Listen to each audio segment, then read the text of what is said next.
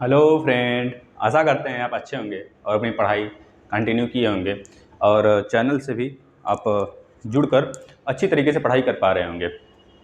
दोस्तों, आपका मैथ हो गया और हिंदी के क्लासेस हो गए और आपके साइंस के भी लगने वाले हैं। करंट के मैक्सिमम टॉपिक्स आपके जा रहे हैं। आज भी आपका करंट का टॉपिक ही लिया गया है आईएमओ ने क्यों भारत को नेविगेशन उपग्रह प्रणाली के लिए मान्यता पाने के लिए चौथा देश चुन लिया। आखिर चौथा देश चुन लिया है तो इसके पहले वाले देश कितने हैं, मतलब कि इसके पहले जो चुने जा चुके हैं देश, वह कौन कौन से देश हैं और उन तीनों देशों का नाम क्या है, इसके बारे में हम चर्चा करेंगे। और आज आपको इसी के माध्यम से हम यह सिखाएंगे कि क्वाड देश क्या होता है, 5 आई कंट्री कितनी हैं, और आपका जो अभी मालाबार एक्सरसाइज हुआ था वो कब स्टार्ट हुआ था और उसके बाद कब कब अलग अलग देश जुड़ने लगे, क्योंकि इसी से रिलेटेड है। क्योंकि आपको पता है दिन पे दिन आए दिन जो समय है गुजर रहा है, उस गुजरते समय को देखते हुए चीन बहुत बड़े कदम ले रहा है और अपना जो कर लीजिए एरिया का विस्तार, अपने देश का विस्तार एक कूटनीतिक तरीके से वह करता चला जा रहा है ना। तो इस पूरे चीज़ को इसके माध्यम से हम समझेंगे और आपको 4-5 बातें जो सीखने को मिलेंगी, 5 आई, क्वाड कंट्री, मालाबार एक्सरसाइज और जितने भी कुछ पोर्ट बताएंगे आपको। और आपको यह भी बताएंगे लास्ट में कि अभी तक कितने ऐसे देश हैं जिनके पास जीपीएस है, मतलब GPS in the sense global positioning system, जैसा कि यह ग्लोबल पोजिशनिंग सिस्टम है, ये यूएसए का है। इसी आधार पे जितने भी सर्च मतलब कि प्रणाली है, नेविगेशन उपग्रह प्रणाली है, वो कितने देशों के पास है, मैक्सिमम 6 या 5 देश के पास है। आपको हम लिखवाएंगे, अभी आप लोग लिखिएगा कॉपी पे उसे। और आपको एक चीज़ और बताएंगे इसमें नया चीज़, WWRNS, मतलब इंडिया का जो है नेविगेशन प्रणाली IRNS, इसका यूज कैसे करते हैं, मतलब कि इसका एक तरह से विस्तार कितना है, अरेंज मतलब कि इसका एक नेविगेशन एरिया कितनी है, कितने दूर तक ये कवर कर सकता है एरिया, मतलब कि जूम करके देख सकता है। यानी कि अगर हम इतने छोटे से अगर काफ़ी ऊंचाई से अगर देखना चाहें दोस्तों तो आराम से देख सकते हैं। इन द सेंस जैसे कि आपको पता है जो आपका कारगिल युद्ध हुआ था 1999 में, उस समय जो चीन के घुसपैठी थे वो क्या काम किए थे, आए थे लद्दाख वाले पोर्शन पे बिल्कुल ऊपर जाके बैठ गए थे और ऊपर से नज़र रख रहे थे। हमारे इंडियन आर्मी, एयरफोर्स, मतलब इन सब पर नज़र रखी जा रही थी और बिल्कुल आसान हो गया था। आप ही सोचिए, अगर कोई भी आदमी ऊपर बैठा हो, नीचे नज़र रखे और उसको पता हो कि नीचे से ही, कि कोई और चारा तो है नहीं, मतलब कोई और चारा तो था नहीं उस ठंडे वाले देश में, उस ठंडे वाले एरिया में, लद्दाख में 1999 वाले समय में, ठीक है, कोई तो और चारा नहीं था इंडिया के पास कि कैसे जाए उतने ऊपर, उतनी ऊंचाई तक कैसे जाए आखिर। तो उन लोग को बस ये पता था, चाइना की घुसपैठियों को, कि अगर इंडिया की आर्मी अटैक भी करती है तो नीचे से ही आएगी। तो बस उनका काम आसान हो गया था, नीचे से अगर ऊपर से पत्थर से भी मारते हो ना, तभी हम लोग मतलब कि हम लोग का कंडीशन खराब हो जाता। और बाकी आप लोग समझ सकते हैं हमारी इंडियन बहादुरी, इंडियन टीम को, इंडियन आर्मी को, एयरफोर्स को और आपके जो नेवी है, नेवी सिस्टम, इन तीनों का बहुत बड़ा रोल रहता है हमारे देश के रक्षा सुरक्षा, मतलब कि हर एक चीज़ में कर लीजिए, ठीक है। सबसे ज़्यादा अहम रोल इन्हीं लोग का होता है। और आखिरी दम तक हम लोग स्ट्राइक के माध्यम से कौन सा एक आपका ऑपरेशन चला था, ऑपरेशन विजय चला था ना दोस्तों। ऑपरेशन विजय के माध्यम से हम लोग क्या किए थे, उसको हम लोग पार लगाए थे, हम लोग जीत हासिल किए थे, ठीक है। आखिर में लास्ट में हम लोग उसे नाके चने चबवा दिए और उसको भागना पड़ा लास्ट तक, ठीक है। तो बस इसी सब को देखते हुए भारत ने अपना IRNS, मतलब कि इंडियन रीजनल नेविगेशन सिस्टम, ठीक है, सैटेलाइट सिस्टम, इसको बनाया। और बाद में अब जाके भारत को कुछ दिन पहले आपको जो IMO है, मतलब अंतर्राष्ट्रीय समुद्री संगठन है, उन्होंने इसको नेविगेशन उपग्रह प्रणाली के लिए मान्यता प्राप्त कर दिया, मतलब मान्यता दे दिया है, ठीक है। इस तरह हम देखेंगे क्या होता है, आराम से आप समझते चलें। IMO ने दिया भारत को चौथा नेविगेशन प्रणाली वाला देश। यह क्या है, अब देखिए एक चीज़ और समझ लीजिए आप लोग। ये चैनल जिस पे आप जुड़े हुए हैं अड्डा SSC है। अड्डा SSC नया चैनल है ऑनलाइन शिक्षण का। ऑनलाइन शिक्षण एक पुराना चैनल है दोस्तों, इसी प्लेटफॉर्म का है और अड्डा SSC इसका नया चैनल। अगर आपको बहुत सारे वीडियोस देखने हैं तो दोनों चैनल पर सब्सक्राइब करके रखें और दोनों से लाभ आपको मिलेगा। 100% सिलेक्शन रहेगा दोस्तों, अगर दोनों से आप पढ़ रहे हैं तो। किसी भी एग्जाम्स की आप तैयारी कर रहे हैं तो इतना समझ लें, आपकी तैयारी बहुत ज़बरदस्त तरीके से कराई जा रही है।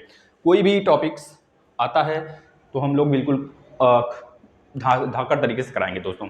चलिए अब देखिए, पहले तो जान लेते हैं आईएमओ क्या है। आईएमओ का मतलब हो गया दोस्तों अंतर्राष्ट्रीय समुद्री संगठन, ठीक है, एक संगठन है अंतर्राष्ट्रीय। और एक आपको अभी एक वर्ड और देखने को मिलेगा WWRNS, तो इसके बारे में जब देखने को मिलेगा तो बताएंगे। अब देखिए, भारत नेविगेशन उपग्रह प्रणाली के लिए आईएमओ द्वारा मान्यता प्राप्त करने वाला चौथा देश बन गया। तो हमको पता होना चाहिए कि 3 देश इसके पहले कौन है, तो आपको पता होना चाहिए दोस्तों 3 देश कौन कौन से हैं। यूएसए, अभी सबके नेविगेशन उपग्रह के बारे में बताएंगे, आप लोग बिल्कुल निश्चिंत रहिए। यूएसए के बाद आपका पता है जो इसका पुरजोर विरोध करता है, मतलब कि करता आ रहा है बहुत पहले से, इसकी विचारधारा अलग थी, उसकी विचारधारा अलग थी, तो समझ गए आप लोग, रूस, ठीक है, रूसो, यूएसए, रूस, इसके बाद इंडिया, सॉरी चाइना। चाइना का नेविगेशन का क्या नाम है अभी हम बताएंगे, बाइडू करके है, तो इसको अभी हम सबके बारे में बताने वाले हैं, आप लोग बिल्कुल निश्चित रहे, सुनते चलें। चाइना के बाद अब कौन सा देश बन गया, हमारा प्यारा देश इंडिया, जिसे हम लोग बहुत ज़्यादा प्यार करते हैं ना, लेकिन कुछ निकम्मों के कारण यहाँ पे बाहरी हमले होते हैं, जिस थाली में खाते हैं सब उसी थाली में छेद कर देते हैं, और भारत को, भारतवासियों को बहुत बड़ा दुर्विरोध झेलना पड़ जाता है आए दिन। जैसा कि आप लोग देख रहे होंगे आए दिन हमला होता रहा है। अभी हाल में जम्मू कश्मीर वाले इलाके से बहुत ज़्यादा बयानबाजी वगैरह, ठीक है, तो इस बात की हम लोग चर्चा ना करेंगे, हम लोग टॉपिक रहते हैं ज्ञान के लिए। अगर जान जाए आप, IRNS जो भारत का, इंडिया का जो संचार उपग्रह है उसका नाम क्या है, तो बताएंगे IRNSS। बहुत बार पूछा जा सकता है IRNSS, मतलब कि इंडियन, क्या बताएंगे, India regional navigation satellite system. इसका नाम आप लोग याद रखेंगे, फुल फॉर्म आपको कैसे पूछ सकता है, या पूछ सकता है कि IRNSS में जो लास्ट वाला एस है उसका मतलब बता दीजिए, तो आपको बताना होगा सिस्टम।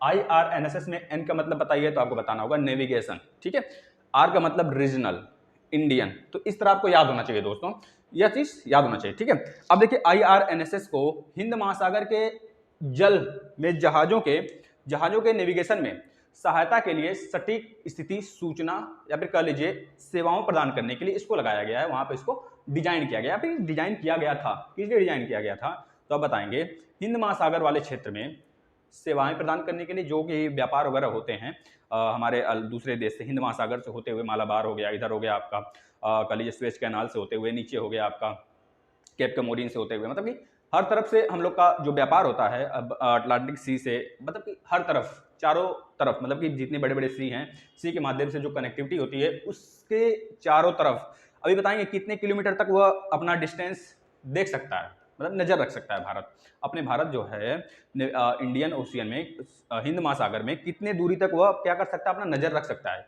तो आप लोग ध्यान से सुने पहले कि यह क्यों बनाया गया, तो आप बता देंगे कि जहाज़ों का जो बेड़ा होता है वो कब कब आता है, कौन से जहाज लेके आते हैं, कौन से देश से आता है कोई जहाज, अब क्यों आता है, इसमें क्या इलीगल है, लीगल, मतलब इस सारी चीज़ों को देखने के लिए या फिर स्थिति की उसकी जानकारी लेने के लिए, सूचना लेने के लिए और सेवाएं प्रदान करने के लिए, कहाँ पे, हिंद महासागर में, बिल्कुल सटीक जानकारी के लिए इसको डिजाइन किया गया था, ठीक है दोस्तों।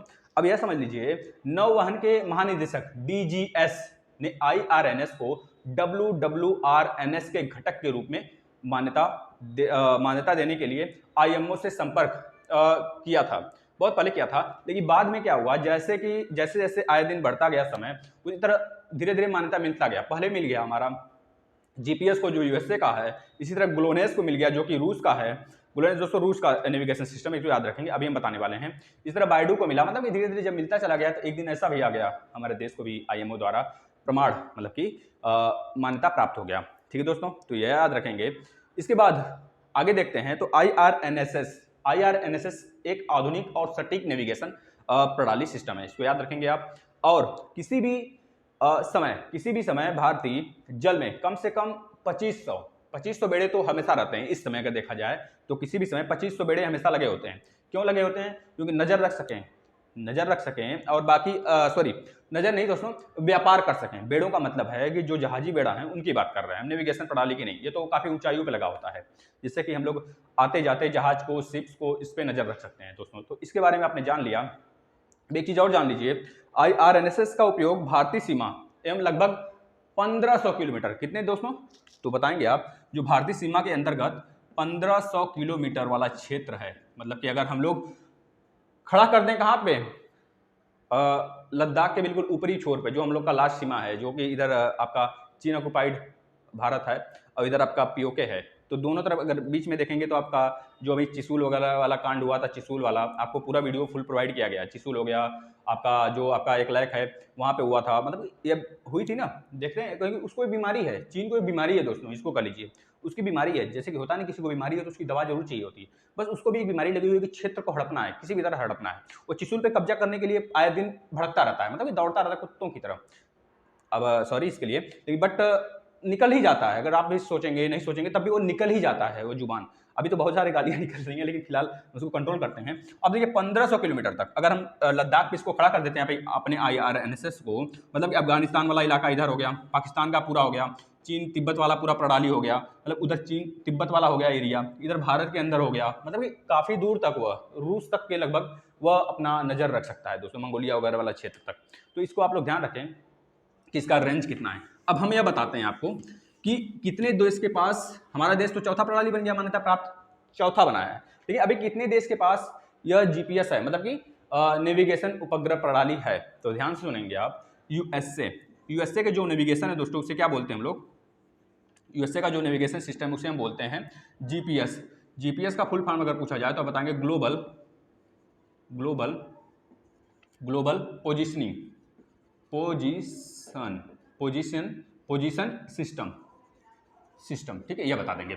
इसके बाद अगर पूछा जाए रसिया का पूछा जाए तो बताएंगे ग्लोनास। क्या दोस्तों, जी कैपिटल लिखते हैं,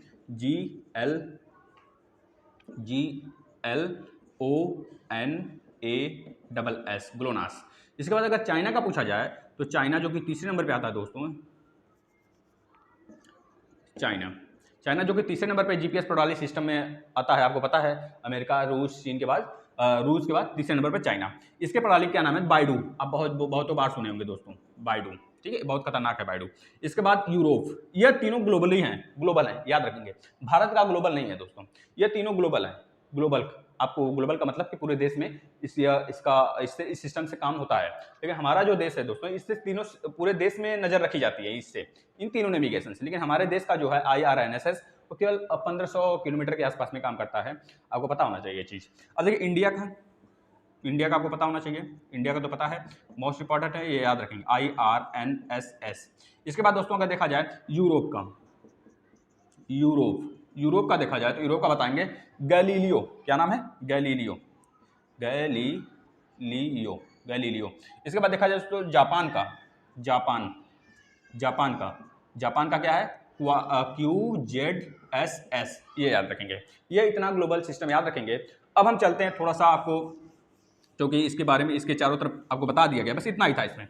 अब आपको बताते हैं क्वाड देश क्यों बनाया गया। क्वाड और 5I और मालाबार एक्सरसाइज जो भी हाल में हुआ है, ये सब इस चाइना के ही चलते बनाया गया दोस्तों। चाइना का जो बढ़ती कह लीजिए कि कूटनीति है, उसको काउंटर करने के लिए बनाया गया, उस पर निगरानी करने के लिए बनाया गया। जैसे कि आपका क्वाड देश है, क्वाड, क्यों हिंदी में लिखते हैं क्वाड देश है दोस्तों। क्वाड देश में कितने कंट्री आते हैं तो आपको पहले पता होना चाहिए कब बना, तो बताएंगे 2007 में बनाया गया था इसे, और इसमें 4 देश आते हैं, 4 देश।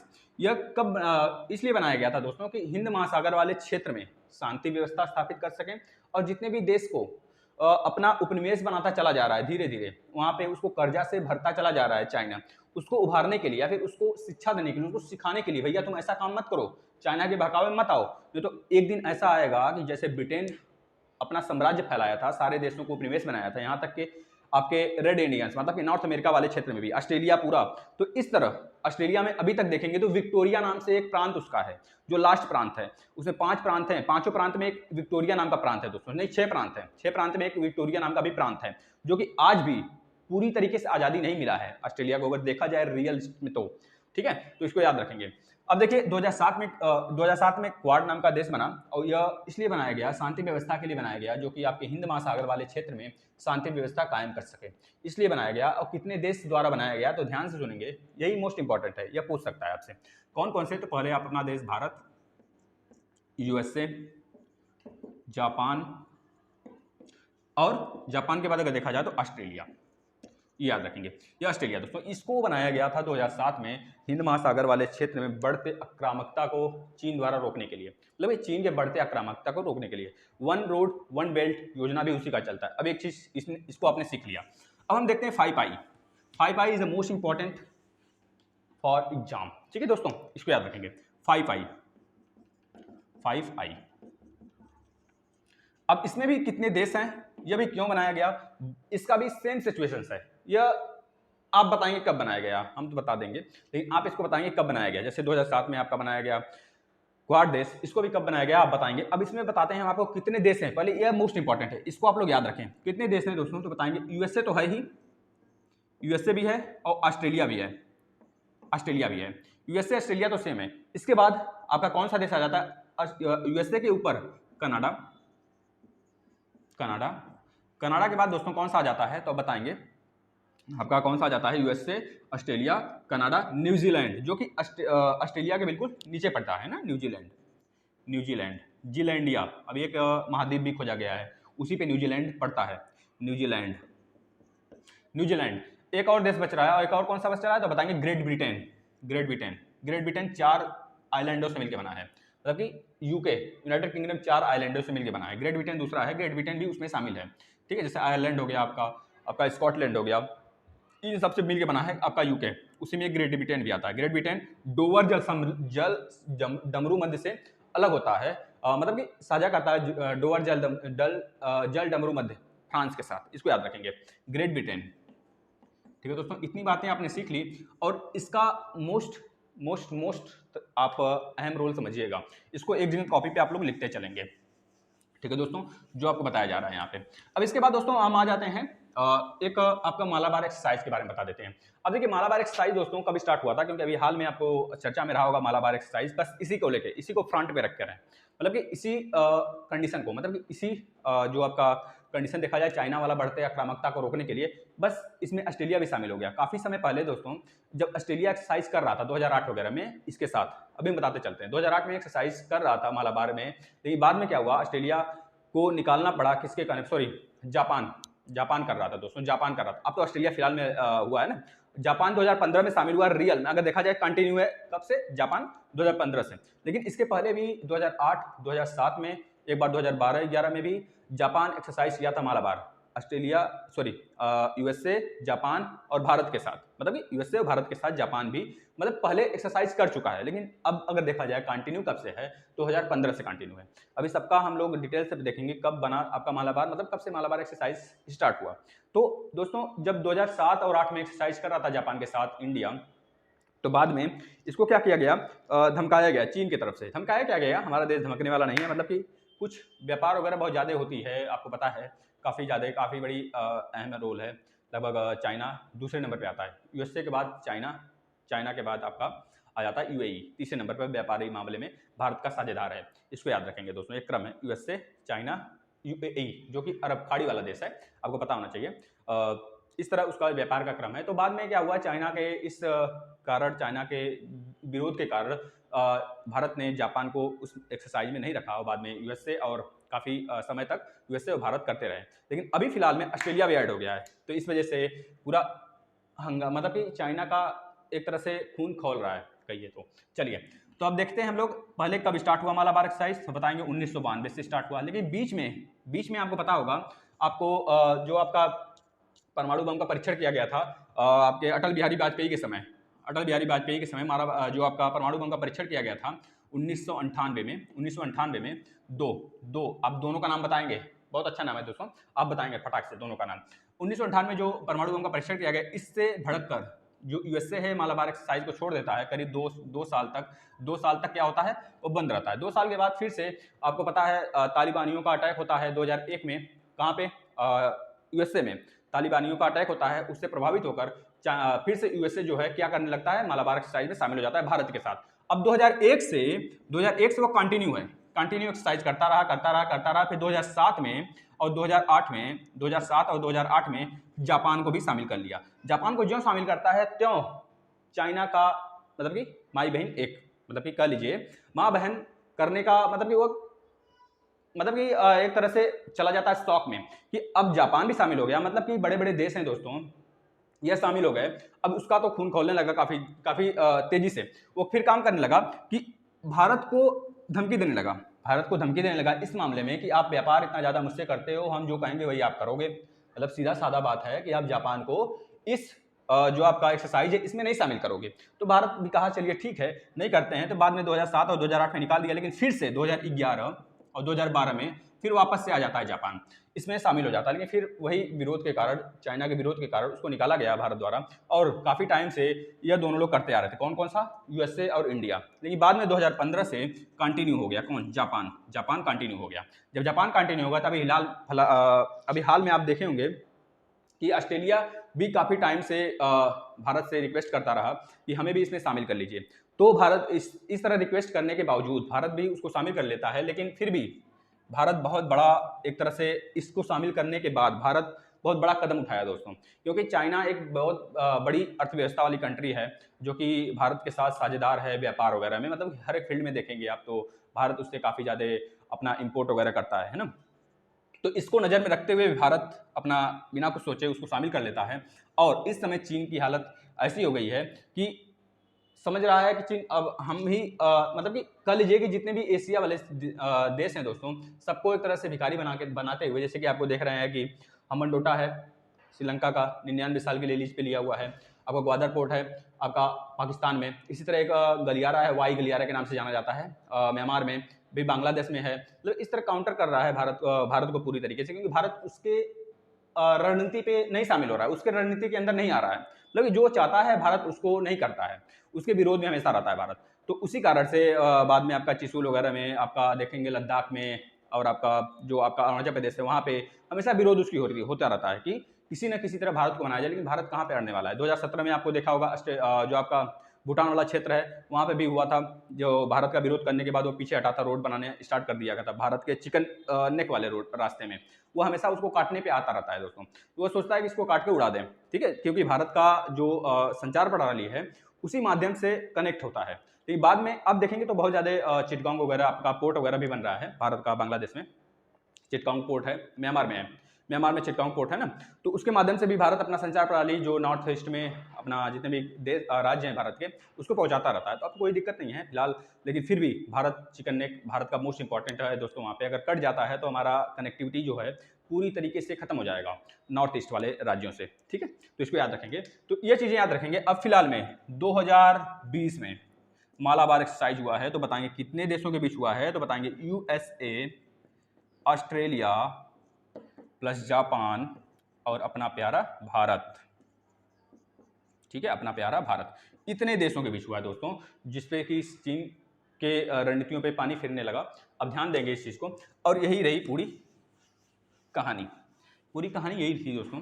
अब आपको इसको नोट करना है कॉपी पे, और आने वाले एग्जाम में यहाँ से 100% क्वेश्चन बनेंगे। जितने भी आपको एक चीज़ और बता देते हैं, पाकिस्तान का पोर्ट बता देते हैं दोस्तों आपको। जैसे कि पाक में कौन सा पाकिस्तान का पोर्ट है? चाइना का पोर्ट है कौन सा पाकिस्तान में? तो बताएंगे ग्वादर पोर्ट है, ग्वादर पोर्ट है। इसके बाद अगर आपसे पूछा जाए श्रीलंका में आपको पता है 2017 में श्रीलंका के जो पीएम थे वह 99 साल के लिए इसको लीज पे दी, क्योंकि बहुत ज़्यादा तरीके से इसको क्या कर दिया जाए, कर्ज पे डुबो दिया गया था। मतलब उसको दे दे के पैसे इतने ज़्यादा कर्ज में डूब गया था श्रीलंका, तो चुकता करने लायक था ही नहीं, बचा ही नहीं था, तो उसको देना पड़ा। उसकी रियल एस्टेट को देखते हुए वो अपना दे दिया भैया, क्योंकि बहुत ज़्यादा फोर्स करने के अच्छा है कि आप अपना स्टॉक वगैरह खड़ा कर लो कुछ साल के लिए। तो क्या किया, 99 साल के लिए श्रीलंका का पोर्ट लिया हुआ है। क्या नाम है उसका? हम्बनटोटा। क्या नाम है दोस्तों? हम्बनटोटा नामक पोर्ट। यह अब यूज करता है चाइना 99 साल तक के लिए। इसके बाद अगर देखा जाए दोस्तों म्यांमार में अभी बताया हम आपको, म्यांमार में देखिए श्रीलंका में भारत का भी है ट्रिंकोमाली, इसको काउंटर करने के। इसी तरह पाकिस्तान वाला ग्वादर पोर्ट को काउंटर के लिए चाबहार है जो कि ईरान में है। इस तरह आप जानते रहिए चाबहार और ग्वादर का जो डिस्टेंस है 106 किलोमीटर के आसपास में है, इसको याद रखेंगे आप। अब देखिए म्यांमार का वाई आकार का एक पोर्ट है दोस्तों, वाई आकार में है, चीनी गलियारा है म्यांमार में। इसके बाद बांग्लादेश में है, बांग्लादेश में पायरा बंदरगाह, बांग्लादेश में कौन सा बंदरगाह है बताएंगे? पायरा बंदरगाह।